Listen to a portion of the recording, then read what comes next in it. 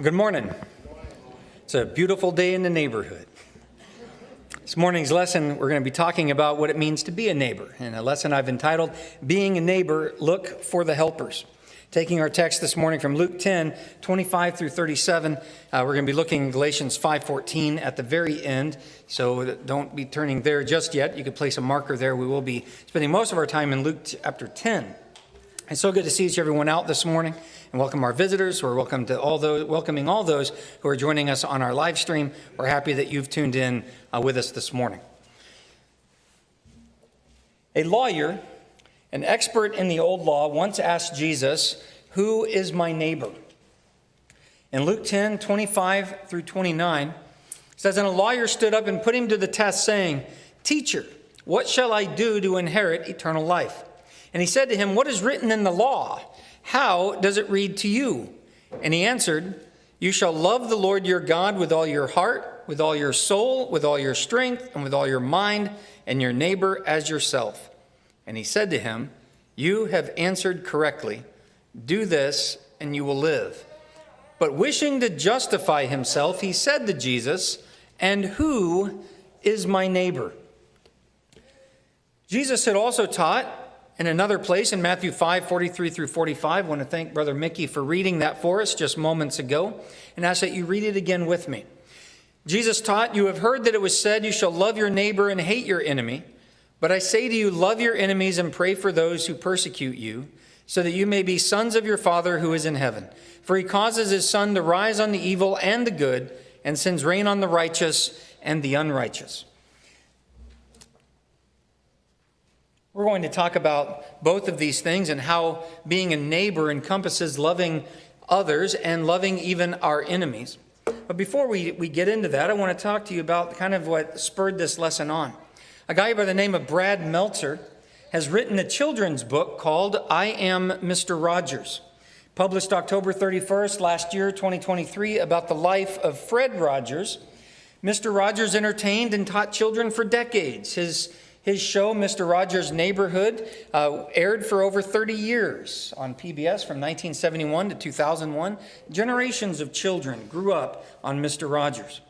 And he taught and left us this iconic question: "Please, won't you be my neighbor?" I went round and round with the title of this lesson. I almost titled it, "Won't You Be My Neighbor?" But I decided to go with the title that I went with, and hopefully that makes sense as we get going. But Mr. Rogers used this warm invitation at the beginning of every one of his shows to connect with his viewers and emphasize the importance of kindness and community. Won't you be my neighbor? There's a section of the book of Brad Meltzer's book, I Am Mr. Rogers. There's a section of that book that focuses on the kindness that Fred Rogers' mother, Nancy Rogers, who lived from 1903 to 1981, she instilled in her son, who would later teach these same things on his television show. She was a compassionate and caring woman. She knitted sweaters for American soldiers from Western Pennsylvania during their service in Europe. Additionally, she volunteered regularly at the Latrobe Hospital and where they lived at in Latrobe, Pennsylvania. Mr. Rogers usually can be seen wearing a sweater that was hand knitted by his mother.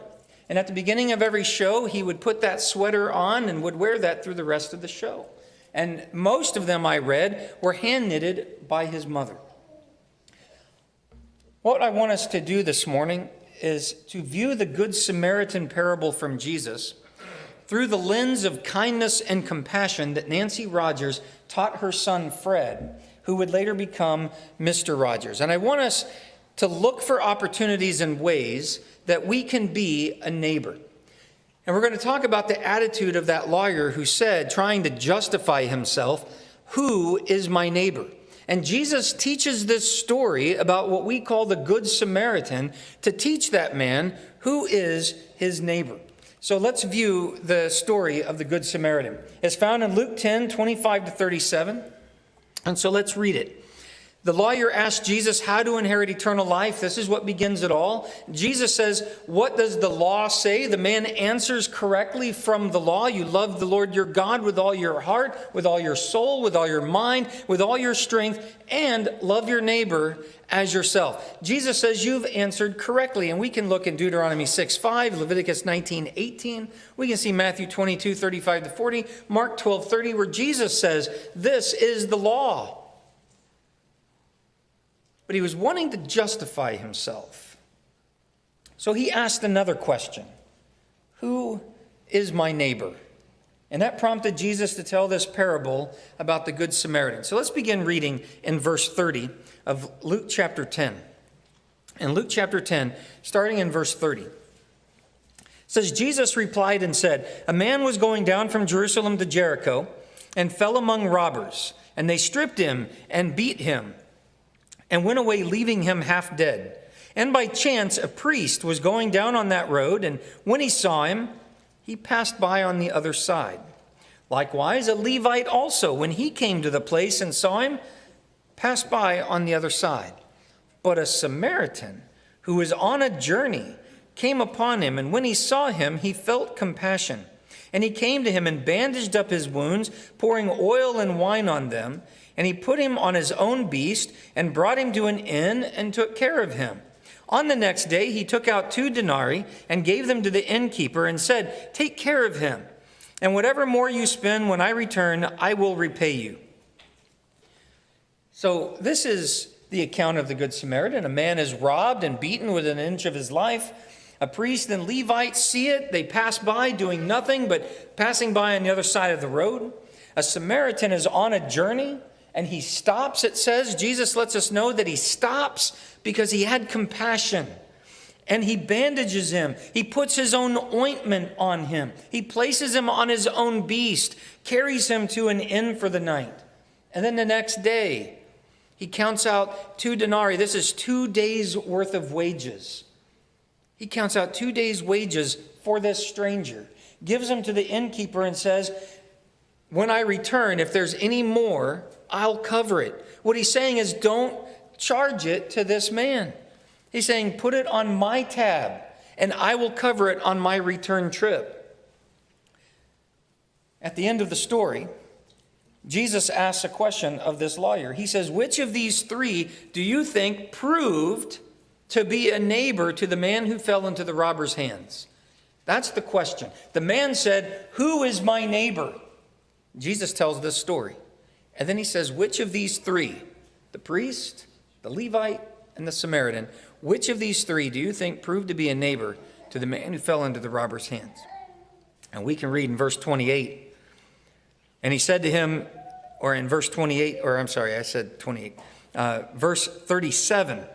And he said, the one who showed mercy toward him. Then Jesus said, go and do the same. That means go and be a neighbor. What did the man answer his own question with? He said, who is my neighbor? Anyone who needs me. That's the answer. Anyone who needs me. That's the answer. The Jews and Samaritans were at enmity with each other. They didn't get along. The Jews would go around Samaria to go into the northern region of Galilee. They skirted around Samaria. And here's a Samaritan who doesn't see a Jew. He sees a man in need, and he takes care of him. And this lawyer, this expert of the law, couldn't bring himself to say the Samaritan. He says the one who showed mercy. That is compassion. You notice that was the difference between the Samaritan and the priest and the Levite. Was they all saw the same need, but one had compassion, and he did something about it. The Samaritan's compassion was sacrificial. It cost him time. He was on a journey. It cost him time. It cost him effort. It cost him oil. It cost him his own wine. And it cost him money. And yet he stopped to be a neighbor. The Good Samaritan proved to be a neighbor.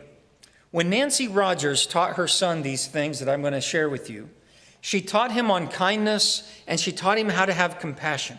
And every one of these things, I was listening to an interview with Brad Meltzer, the author of this children's book, I Am Mr. Rogers. I was listening to an interview with him, and he was covering this section about Nancy Rogers. And as I listened to that, this sermon formed, because I thought every one of those things that she shared with her son, that then he went and shared for decades with children who tuned in, all can be seen in this one story of the Good Samaritan. Jesus taught it first. He is our ultimate example. But I want to share with you what she taught him about kindness and compassion that carried through his entire life and what he instilled in children for decades. One of the things that Mr. Rogers shared in interviews before his death, and it's written in some of his own memoirs, it's written in many of his biographies, is that he was a timid, shy, introverted child. He was scared easily. He was bullied as a kid because as a kid he was overweight, and he had a rough childhood. And when I say he's scared easily, what specifically he said was the news was scary. They had a habit as a family. They gathered around and they would watch the news on TV, and the news frightened him. And his mother would tell him in those moments that the news scared him, she would say, look for the helpers. Don't look at the scary part. Look for the helpers, because every time there's a tragedy, there's somebody who's helping. Look for the helpers and take solace and comfort in that. And so she taught him to look for the helpers, to focus on the people who were always there during those difficult times. No matter how scary the news was, look for the helpers. That's what she said. In Luke 10, 31 to 33, the scary part of this news is the robbers. If this was Jesus reporting on the Israeli One news site in Jerusalem, Jesus would be saying the scary part here is the robbers. They robbed this man and they beat him to within an inch of his life and left him for dead. Highwaymen were a real threat then. In 2 Corinthians 11, verse 26, Paul says he was in danger of robbers at every corner. Around every bend, there was a danger of highwaymen. And so this was a real threat. This was something that would connect with Jesus' audience. They could understand what robbers did. And they beat this man and robbed him of everything he had. But after the robbers part comes the helpers. Who are the helpers? Where would we see the helpers in this story? Not the priest, not the Levite. Luke 10, 31 to 32 says, of both of them, they passed by on the other side. Their attitude toward religion was a ceremonial type of religion. They thought they could not go wrong as long as they performed certain specified things, observed the right days, ate the right foods, offered the right sacrifices, performed the right rituals. They could pass by a dying man, and they were on their way somewhere too. They could pass by a dying man, because to them, if they were to go get their hands dirty and bloody, they would be unclean until the evening. And wherever they were going, it would be a massive inconvenience because they would have to stop and hold off until the evening when their ritual purity would kick in and they would no longer be considered unclean. So the Levite and the priest, they pass by on the other side. And they feel justified as long as they went through the ceremony. They might have even said and wagged their heads, oh, that's a pitiful case. But I don't want to be unclean, so I'm going to walk on the other side of the road. Showing kindness and compassion would have been an inconvenience because it would have caused them to become unclean. And apparently they had other things to do. They could see the thing that needed to be done. They both saw it, but they passed by on the other side. So who are the helpers? The least likely of the story. And that was the point. It was a Samaritan came by. And Jesus said he had compassion on him.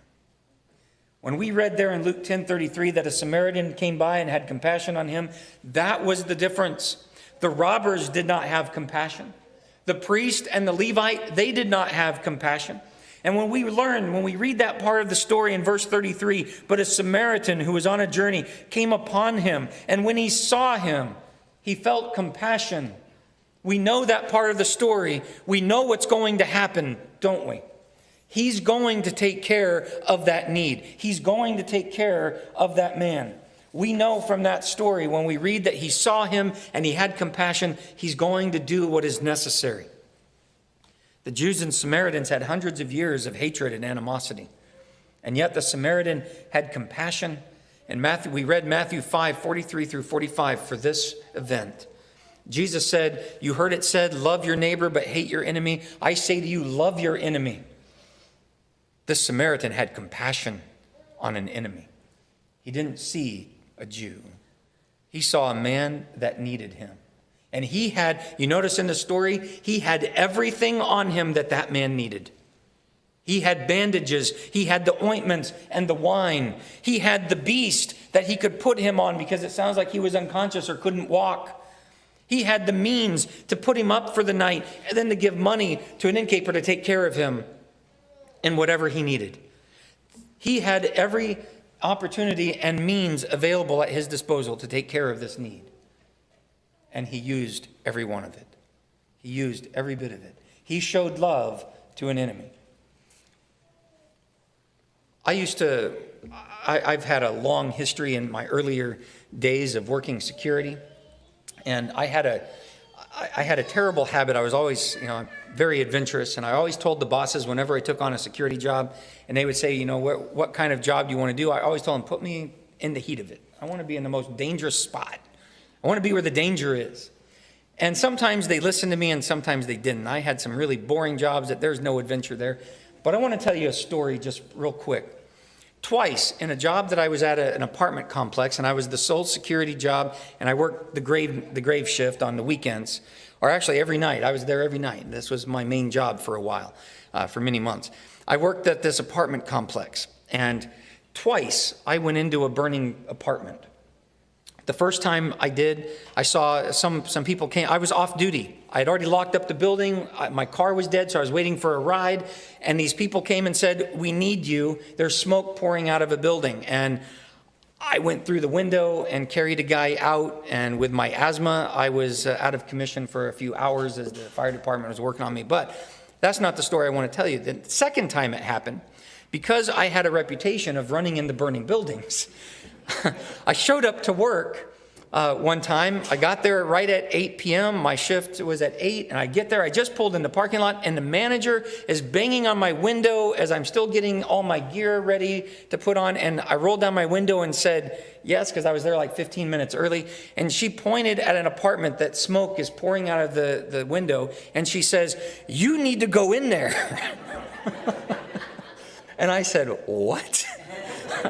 That was a lot more smoke than the other guy. The other guy, I was able to get him out, and then I saw what caused the fire in the kitchen. I was able to put the fire out before the fire department even arrived. With this, I saw the smoke.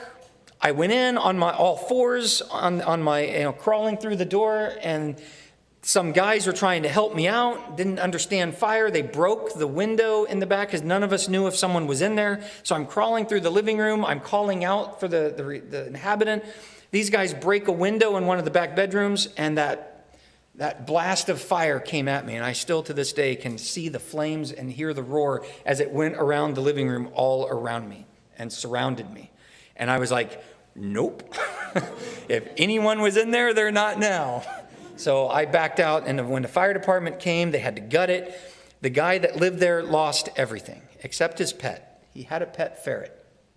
And I was tasked with watching over that ferret through the night because nobody knew where this guy was.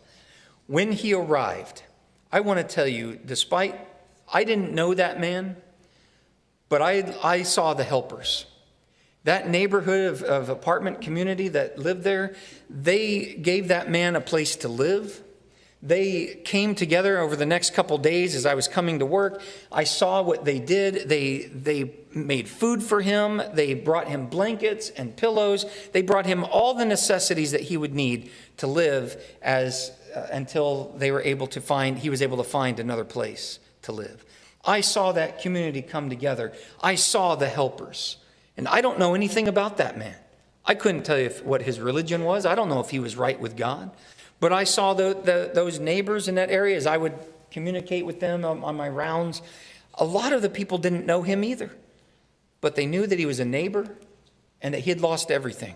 And they came together and helped him out. And I was amazed by that. That was heartwarming. For the next couple weeks, every time I went to work, I got to see this in action, of people with means and opportunity lavishing love on this person because he lost everything. I was able to look for the helpers. Nancy Rogers also taught her son Fred to encourage goodness. She wanted Fred to not only encourage it in others, she wanted to encourage it in him, but she wanted him to encourage others and to make goodness attractive. And we definitely see how he took on that mantle with Mr. Rogers' neighborhood. She believed that one of the toughest assignments in life is to make kindness and goodness appealing to others. How do you get people to stop bullying you? How do you get people to stop making fun of you? Teach them goodness and kindness. Have them embrace those traits rather than traits of meanness and condescension. That's how we make kindness attractive to others. When we look in Luke 10, 31 to 33, the robbers didn't show goodness. They robbed and beat the man. The priest and the Levite, they didn't show goodness. They passed by on the other side. The Samaritan showed goodness at great cost to himself. Oftentimes, when we show goodness to someone else, there's a cost. And we bear that cost when we're the ones showing that goodness and kindness to someone. And here the Samaritan, at great cost to himself, just a little bit of what we talked about. We'll talk about it a little more coming up. That he took that on and did it. He showed goodness. Nancy Rogers also taught her son to share responsibility. She instilled in him the idea that we live in a world where we need to share responsibility, that we all live in this world together, that we are all neighbors. That's what she taught him. And he would start his show off every morning. It's a beautiful day in the neighborhood. Please won't you be my neighbor? She taught him that to share responsibility. She said, it's easy to say, it's not my problem.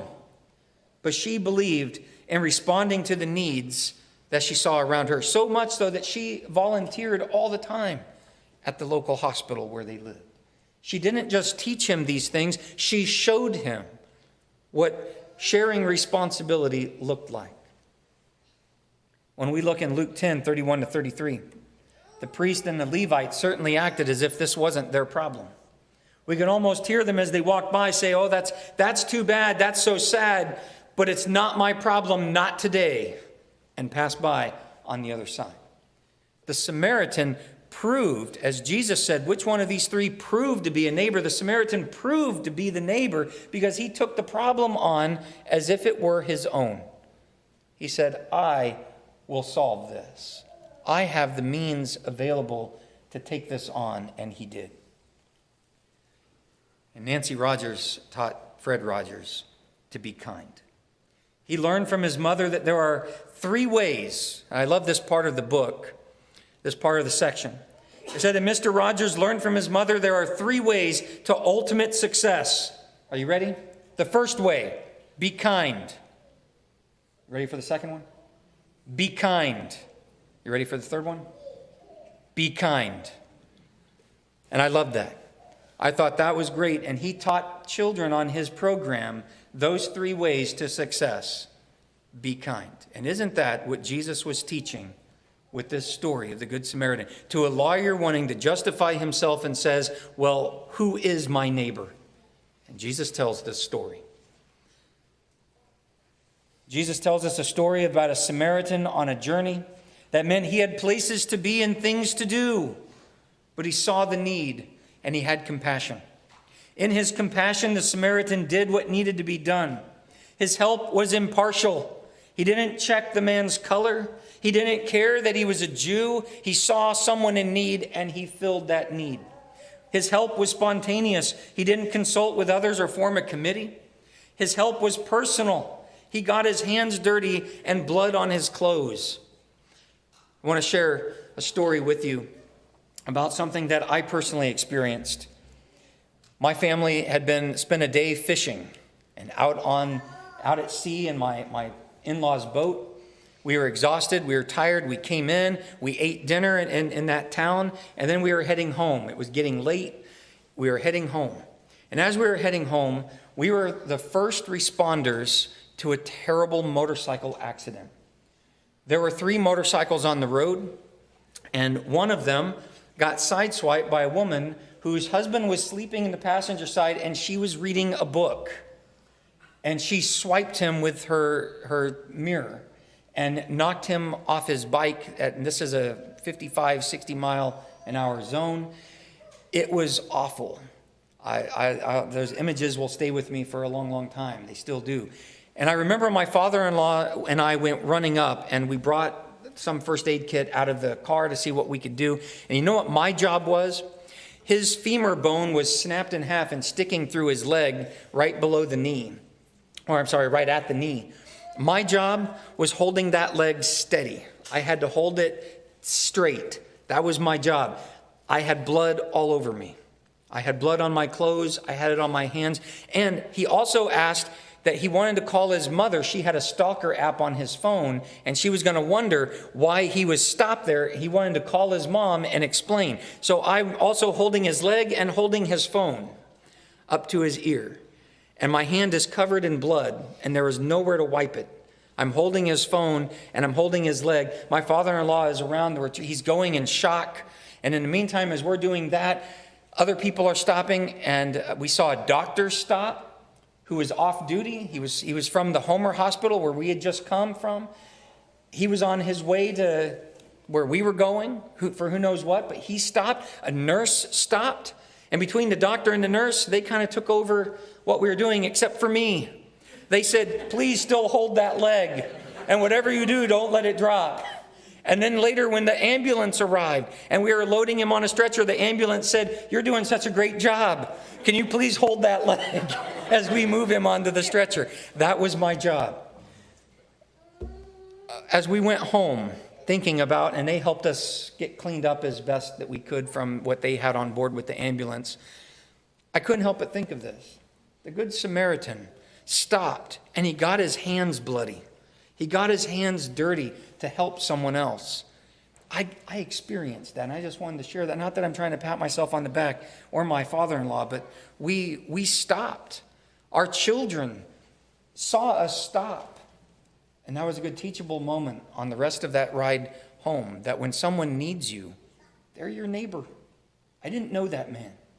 And we had a member of the church who worked at the hospital where he was taken to, and we got more information from him, and he tried to keep tabs on him. It was beyond their effort. They had to fly him to Anchorage to get the help that he needed. He had a lot of internal bleeding. And that's the last we got to hear of him. But I think of the Good Samaritan in that way. He saw a man that was beaten half to death, and he stopped and he took care of him. His help was thorough. He did not decide after bandaging him and ointing him up. He didn't say, I've done my share. Somebody else can take him to the inn. No, he didn't leave him for wildlife or predators or any other robbers that might want to come and finish the job. He saw it through at great personal expense. I want you to think about his personal expense. His time. He was on a journey, but he took time to do this. His own ointments, those weren't cheap. They were expensive. His bandages, his own comfort, as he let the man ride on his beast, we're told. We're not told if it was a camel or a donkey. Whatever it was, he let the man ride on that, which meant he's walking now. He gave up his own comfort and his money as he paid for a night and took care of that man, which probably included a meal as well, if the man was conscious. And then the next day, gave 2 days' wages to the innkeeper and said, take care of him. And anything else that he needs, I will take care of it when I return. He had compassion and he acted on it. To the Samaritan, the Jew in need was his neighbor. Nancy Rogers taught her son unique contributions. As I was listening to this part of the interview, Brad Meltzer said that Nancy Rogers recognized everyone has different gifts and different ways of using them and expressing themselves. And so she taught young Fred Rogers that each person brings something valuable to the world. And if you ever watched his show, that's what he taught the children. You are unique. You have gifts and you need to use them. That's what his mother taught him. In Luke 10:33-35, despite being on a journey, the Samaritan contributed to the beaten and robbed man's well-being in a variety of ways. He stopped, he tended to his wounds, he then made sure he was somewhere safe before he kept journeying on. The man had clearly been robbed, so the Samaritan left his own money for surety. And his own time again as he says, I'm going to stop in at this inn on my return trip and check and see if that tab needs paid in full. Jesus points out that all of this was because he had compassion on the man. And not only did she teach him unique contributions, she taught her son Fred to embrace uniqueness. She taught Fred to accept people exactly as they are. That was something that as a child he said he experienced the opposite of, that he was not accepted. He barely had any friends. He didn't grow up with a lot of friends, he said, because he was bullied and ostracized and people thought he was weird, and he attributed it to being shy and introverted, and they just didn't understand. And so he was taught, you don't be like them. You embrace people for who they are. And that's what he taught for decades, what he taught children to do. He was taught to recognize their uniqueness and to give them a chance to live in a redeeming way. When we turn to the parable of the Good Samaritan, in Luke 10:31-33, the Jews and Samaritans had hundreds of years of hatred and animosity. John 4:9 tells us the Jews have nothing to do with Samaritans. This foreigner, as Jesus called the Samaritan that was healed of his leprosy in Luke 17:18, he didn't care that the man was a Jew. It didn't matter to him. All he saw was a need. Apparently, neither did the priest or Levite. They also saw he was a Jew, but they didn't care either. They passed by on the other side. Help for this Jew came from an unlikely source, and that is because compassion and kindness do not act from bias and personal prejudice. And that's also what Jesus was teaching with this story of the Good Samaritan. Nancy Rogers also taught her son, say yes. Fred's mother appreciated the times that he said yes. When she would ask him to do something and he said yes, and he did it. Even when it meant extra work for him. One of the stories that she gives is some assignments that he took on at school that meant that he was going to have to stay after school. He was going to have to help someone else. He had all these other chores, all this other work, and yet he took on extra things because he said yes. And his mother told him she admired that about him and that he made her proud because he would say yes and it meant extra work. Luke 10:31-32, the priest and Levite said, nope, not doing that. But Luke 10:33-35, the Samaritan said yes. And it did mean extra work for him, didn't it? It cost him from his own treasures. It cost him time and resources, as we've talked about. Saying yes to helping this robbed and beaten man cost him time, resources, and money. My dad was in the Navy as I was growing up. I grew up a Navy brat. Many of you know that. I've told you this before. And my dad told us to never again Navy yourself. He said, never again say Navy. And that is, Navy stood for never again volunteer yourself. My dad would say, remember Navy. Never again volunteer yourself. Don't Navy. Say yes. It's going to mean extra work, but say yes. That's what it means to be a neighbor. Say yes. Don't be like the priest and Levite who said no, but say yes. When we talk about getting dirty and bloody, what if it's on a Sunday? What if it's on a Sunday and you're the first responder to a terrible wreck? You say, oh no, I might mess up my suit coat. Or maybe I'm taking my suit coat off, but it's going to mess up my tie or my shirt. It's going to make me late. That was the priest and Levite. They said, we've got somewhere to go, and that'll make us unclean. I think God will understand. Be a neighbor. Sometimes that includes that extra work from saying yes. Sometimes it includes getting our hands dirty. Be a neighbor. Because Nancy Rogers also taught Fred worth and worthiness, and to recognize it. She believed the world needed a sense of worth, and that each person was worth another's time and effort. In Luke 6:31, Jesus taught we are to treat one another the way we want to be treated. He said, treat others the way you want to be treated. Luke 10:33 through 35, the Samaritan showed that this man who was beaten and robbed was worth his time and resources. The priest and Levite did not treat the man as worth anything, but left him for dead, just as the robbers did. They didn't treat him the way they would have wanted to be treated if that was them on the road.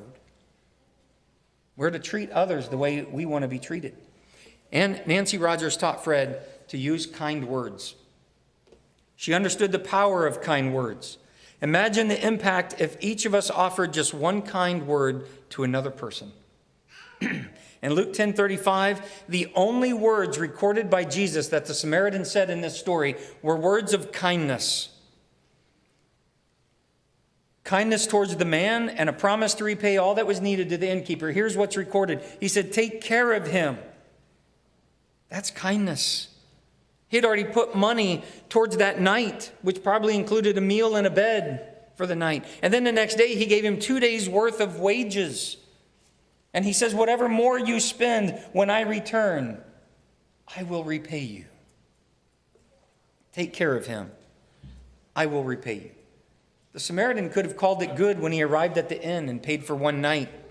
All right, I've done my part. I bandaged you. I stopped the bleeding. I got you to a safe place. I even paid for one night. I'm good. I think all of us would agree, yeah, that was above and beyond. But he went even above and beyond that expectation and paid for the man's well-being for whatever long it took. By saying, whatever more you spend when I return, I will repay you, he was saying, don't charge anything to the guests that I brought in. You charge it to me. And isn't that what we saw Jesus do for you and me? He told the Father, don't charge it to their account. I will pay it in full, in my own blood. We see Jesus live out what he taught here with the Good Samaritan. In tragedies, it is great to see who's being a neighbor by looking for the helpers. But here's the plot twist and why I almost changed the name to something else. Here's the plot twist. In being a neighbor, don't just look for the helpers, but be the helper. That's the plot twist here. My lesson says look for the helpers. Be the helpers that others see, that they can see Jesus living through you. You be the helpers. Look for those ways and opportunities that you can be a helper. In fact, we're told that saints are called to be a neighbor. When asked who proved to be a neighbor, the lawyer answered correctly, the one who showed mercy. Jesus said, go and do the same. That is, go and be a neighbor. There's two attitudes contrasted here. The lawyer says, who do I have to love? Who is my neighbor? The Good Samaritan says, how can I be a neighbor? That's the two attitudes. The lawyer says, who do I have to love? The Samaritan says, how can I show my love? Galatians 5:14. Paul, writing through the Spirit, says, for the whole law is fulfilled in one word, in the statement, you shall love your neighbor as yourself. Jesus said to love one another as he's loved us, John 13:34 through 35. To forgive as he forgave us, Ephesians 4:32 and Colossians 3:13. He was the example in all that he said and did. Jesus said, Father, don't charge it to them. Charge it to me. He took on the curse of being hung on a tree. He was that sacrifice once for all time, for all sins, as Hebrews chapters 9 through 10 teach repeatedly. And he says, for us as his followers, you love others the way I loved you. You forgive others the way I forgave you. That is, don't charge it to them. You forgive freely and have the heart willing to do so. The parable that Jesus told shows that our neighbor is anyone who needs us. It's not just a geographical position. It's not just the people on either side of you. You can't just stand up to God one day and say, hey, the neighbors on either side of me and across the street from me, they never needed anything that I knew of, so I didn't have to be a neighbor. That's not what Jesus taught here. He taught and got this man to see when he said, who proved to be the neighbor? And the man said, the one who showed mercy. He got him to say, the one who needed me. the one who needed something. That's what Jesus was getting us to see, is your neighbor is whoever you see who has a need. Say yes. Be the helper. Be the one running to them, not away from them. Christians are commanded to be compassionate and loving individuals. Colossians 3:12-14. We are to put on a heart of kindness, put on a heart of compassion. We are to love freely and without reservation. We are to love one another because God and Christ loved us. We are to have compassion for one another. 1 Peter 3:8, chapter 4, verse 8. Does your compassion go only as far as the priest and the Levite? Do you pass by on the other side when you see a need? We're to have compassion for the lost. Jude 22-23 uses the word mercy in the New King James, and it's the same word as compassion. It's the same word, mercy and compassion. We're to have compassion for the lost. We're to teach them as Jesus taught the crowds in Mark 6:34, so that they may repent and be saved from the fire. 2 Timothy 2:24-26 and Jude 22-23. When I lived in Alaska, there was a brother there who told me that he was teaching classes out at the prison. And he wanted me to go through the procedure of getting what they called my clergy card and to go out and do that with him. And not only me, but then over time, 2 other guys. There were 4 of us from our congregation that were going and doing that. And I got to tell you, as I sat in that orientation of all the rules and regulations that were going to be expected of us and our conduct and what we had to endure going in there to do this, I wondered, am I in the right place? Am I doing the right thing? This was taking me way out of my comfort zone. I had no idea what to expect, how these guys were going to treat me when I got in there. I had no idea. And I did that for 3 years. I went out of my comfort zone because I saw they needed me. And I'm still in contact with one of them today that still lives in Anchorage that got out. That was a fun 3 years. There were some tense moments. There were some frustrating moments. There were some scary moments. There were some really bad coffee. But I'm glad that I did it. I went out of my comfort zone. All because a brother who was already doing it invited me to join him in that work. And I thought of Barnabas, who went and got Paul to join him in Antioch. You don't have to do it alone. Sometimes you might say, this need that I see is too great for just me. Get somebody else. Get somebody else involved. We're to have compassion for the lost. And we're to have compassion for our enemies. Matthew 5:43-45 and Romans 12:19-21. Romans 12:19-21 says the way you defeat them is by heaping coals of kindness on their heads. Isn't that a fun image? Heaping coals of kindness on their heads. And you don't do it out of vengeance and spite. I'm going to be nice to you so you feel it. Feel the burn. That's not why we do it. That heaping the coals of kindness on their head is so they see a different way. We're teaching them, encouraging them, making kindness look attractive. No matter what they do or say to you, you treat them with kindness. And so they don't get to say, well, that person deserves it. They deserve my ire. I've seen so many people go from an enemy to a friendship because of kindness. We're to love, and that's why Jesus said we're to have compassion even for our enemies. We're to pray for those who hate us and persecute us. I'll tell you, that's a hard thing to do.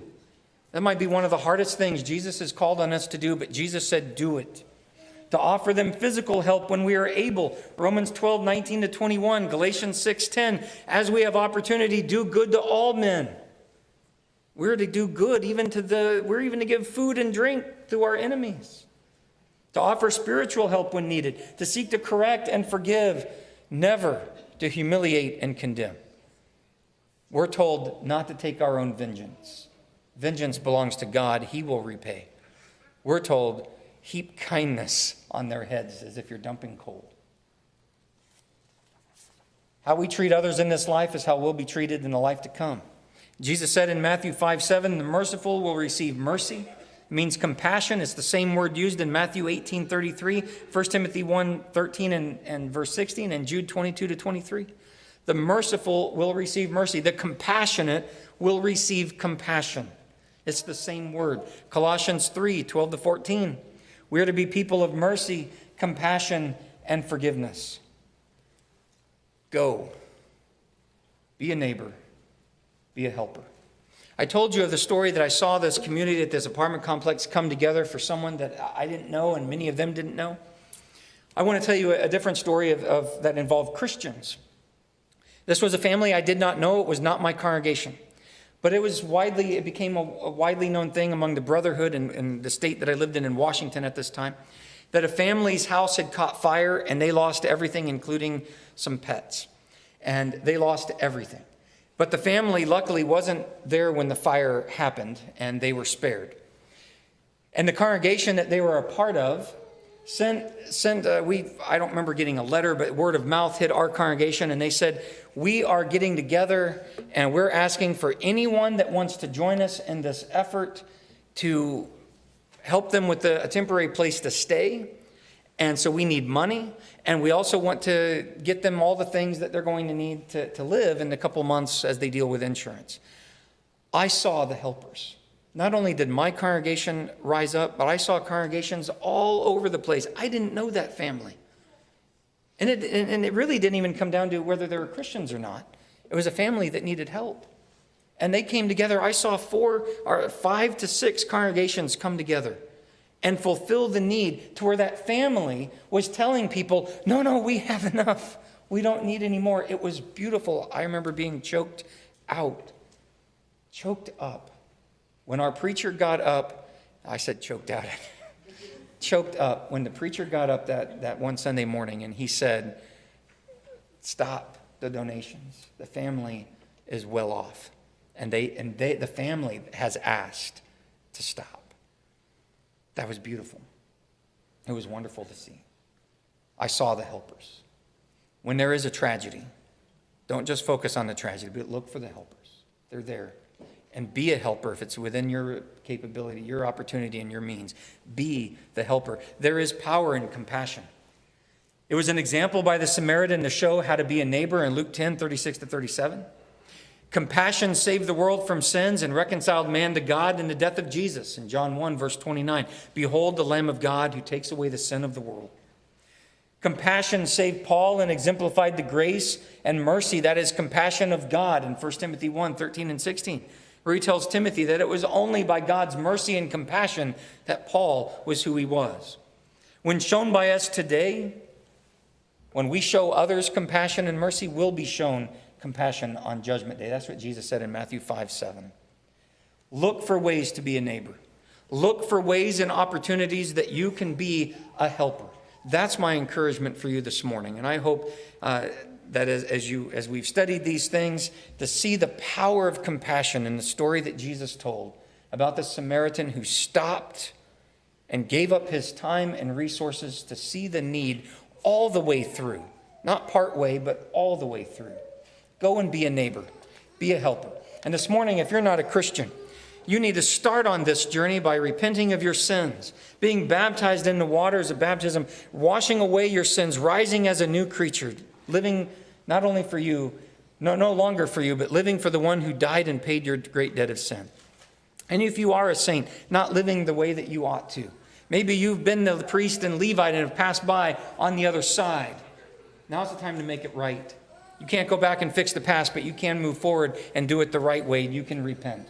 And whatever it is this morning, the waters of baptism or the prayers of the congregation on your behalf, come forward. Let me know while we stand and while we sing.